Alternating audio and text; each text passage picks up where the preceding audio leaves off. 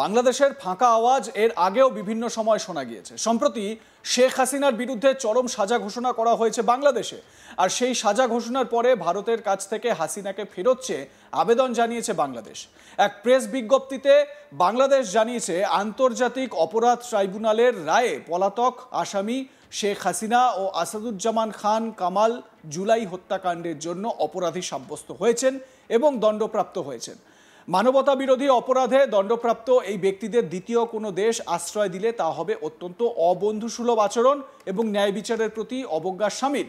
আমরা ভারত সরকারের প্রতি আহ্বান জানাই, তারা যেন অনতিবিলম্বে দণ্ডপ্রাপ্ত এই দুই ব্যক্তিকে বাংলাদেশ কর্তৃপক্ষের কাছে হস্তান্তর করেন। দুই দেশের মধ্যে বিরাজমান প্রত্যর্পণ চুক্তি অনুসারে এটি ভারতের জন্য অবশ্য পালনীয় দায়িত্বও বটে। আর এবার বাংলাদেশের এক সাবেক সংসদ সদস্য গোলাম মাওলা রনিকে তো সে দেশের একটি সংবাদ মাধ্যমে হাসিনাকে প্রত্যর্পণ প্রসঙ্গে বলতে গিয়ে কার্যত দিল্লি ও সেভেন সিস্টার্স দখলের কথা বলতে শোনা গেল। কি বলছেন তিনি? শুনুন তাহলে কি বলছেন তিনি। বলছেন, ভারত যদি আমাদের কথা না শোনে, তার বক্তব্য কোট আনকোট আমি বলছি, ভারত যদি আমাদের কথা না শোনে আর আমরা যদি মুসলমান বিশ্বের কাছে আহ্বান জানাই এবং গজওয়াতুল হিন্দ চালু হয়ে যায়, তাহলে তো দিল্লিকে দখল করা আমাদের জন্য কোনো বিষয় নয়। বাংলাদেশ ভারতকে বাধ্য করতে পারে 24 ঘন্টার মধ্যে যদি শেখ হাসিনাকে আমাদের হাতে ফেরত দেওয়া না হয়, তাহলে সেভেন সিস্টার্স তোমাদের আর থাকবে না। গোলাম মাওলা রনি একেবারে হুমকির সুরে এই বার্তা দেওয়ার চেষ্টা করছেন।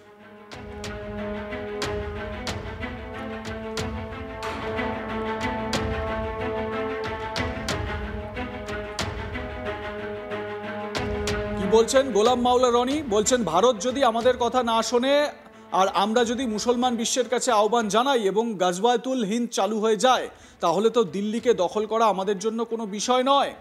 বাংলাদেশ ভারতকে বাধ্য করতে পারে 24 ঘন্টার মধ্যে যদি শেখ হাসিনাকে আমাদের হাতে ফেরত দেওয়া না হয়, তাহলে সেভেন সিস্টার্স তোমাদের আর থাকবে না।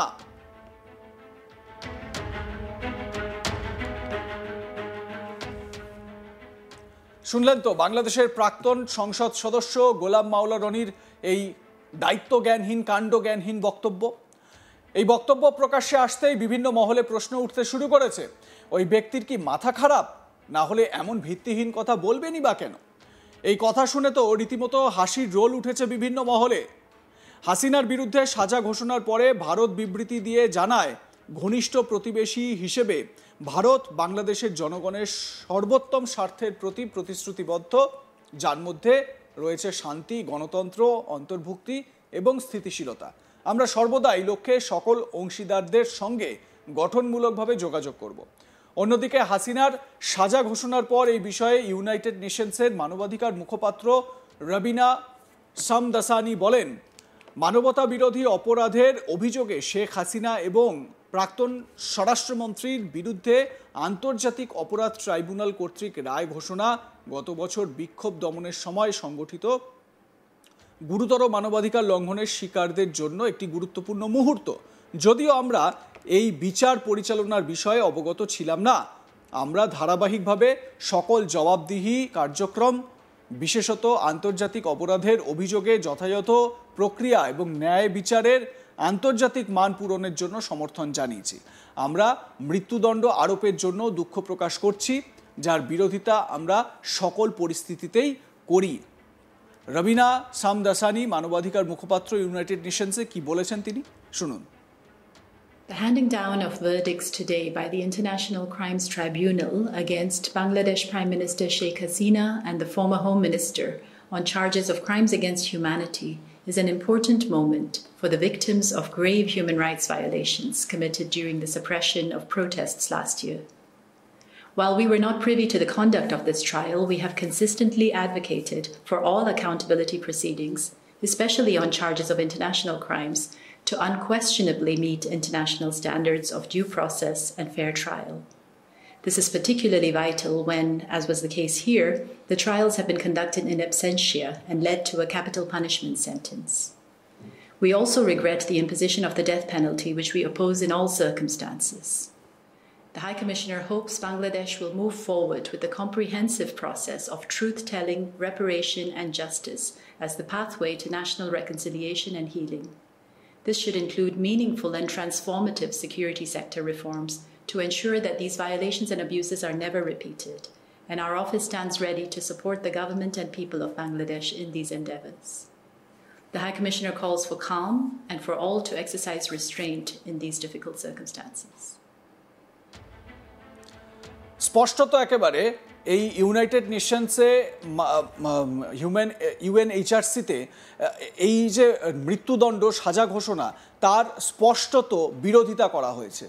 বলছেন যে আমরা এর বিরোধিতা করি, কিন্তু এত কিছুর পরেও গোলাম মাওলা রনি তিনি এরকম কাণ্ডজ্ঞানহীন বক্তব্য রাখছেন, এরকম কাণ্ডজ্ঞানহীন বক্তব্য তিনি প্রকাশ্যে বলছেন। এটা কোনোভাবে একটা সুস্থ মস্তিষ্কের কাজ? যারা এই মুহূর্তে এই প্রতিবেদন দেখতে শুরু করেছেন তাদের জন্য এই গোলাম মাওলা রনির বক্তব্যটা আরও একবার তুলে ধরছি। কি বলেছেন তিনি? তিনি বলছেন, ভারত যদি আমাদের কথা না শোনে আর আমরা যদি মুসলমান বিশ্বের কাছে আহ্বান জানাই এবং গাজবায়তুল হিন্দ চালু হয়ে যায়, তাহলে তো দিল্লিকে দখল করা আমাদের জন্য কোনো বিষয় নয়। বাংলাদেশ ভারতকে বাধ্য করতে পারে 24 ঘন্টার মধ্যে যদি শেখ হাসিনাকে আমাদের হাতে ফেরত দেওয়া না হয়, তাহলে সেভেন সিস্টার্স তোমাদের আর থাকবে না। গোলাম মাওলা রনি তার এতদিনের যে অভিজ্ঞতা জনপ্রতিনিধি হিসেবে, একজন সংসদ সদস্য হিসেবে সব কিছু ভুলে খেয়েছেন, তা এই মন্তব্য থেকে স্পষ্ট হচ্ছে। কোনো দেশের বিরুদ্ধে এই রকমভাবে কথা বলার আগে 10 বার ভাবা উচিত তিনি কি বলছেন। পাড়ার চায়ের দোকানে বসে তিনি কোনো কথা বলছেন না, তিনি একজন জনপ্রতিনিধি ছিলেন, সংসদ সদস্য ছিলেন। তার মুখ থেকে বেরোনো যে কোনো কথা ভয়ঙ্কর এক বাইল্যাটারাল সম্পর্কের অবনতির দিকে নিয়ে যেতে পারে। ভারত বাংলাদেশের যে সম্পর্ক, সেই সম্পর্ক দীর্ঘদিনের বন্ধুত্বপূর্ণ সম্পর্ক, সেই সম্পর্কে চিরতরে ফাটল ধরে যেতে পারে। এই ধরনের কথা কিন্তু বাংলাদেশে মোহাম্মদ ইউনূসের নেতৃত্বাধীন উপদেষ্টারা থেকে শুরু করে বিশেষজ্ঞ ব্যক্তিরা তারা কিন্তু প্রতিনিয়ত এই ধরনের কথা বলে চলেছেন। যদিও অজিত ডোভাল ভারতের জাতীয় নিরাপত্তা উপদেষ্টা, তার সঙ্গে যখন বাংলাদেশের জাতীয় নিরাপত্তা উপদেষ্টা খলিলুর রহমান বৈঠক করছেন, সেই বৈঠকে অজিত ডোভাল স্পষ্টতই ভারতের নজরদারি, ভারত কি কি জানে বাংলাদেশের অন্দরের পরিস্থিতি, সার্বিক সব রিপোর্ট কিন্তু বাংলাদেশের কাছে তুলে ধরেছেন এবং স্পষ্ট একটা বার্তা দিয়ে দেওয়া হয়েছে যে এবার শুধরে যাওয়ার টাইম এসে গেছে। এবার যদি না শোধরায় তাহলে কিন্তু যেরকম অপারেশন সিন্দুরে হয়েছে সেই রকম কাণ্ড বাংলাদেশে ঘটতেও খুব বেশি দেরি লাগবে না। আপনাদের মতামত কি এ বিষয়ে জানাতে থাকুন, দেখতে থাকুন আজ তাক বাংলা। সাবস্ক্রাইব করুন আমাদের ইউটিউব চ্যানেলটি, বেল আইকন প্রেস করুন নোটিফিকেশন পেতে।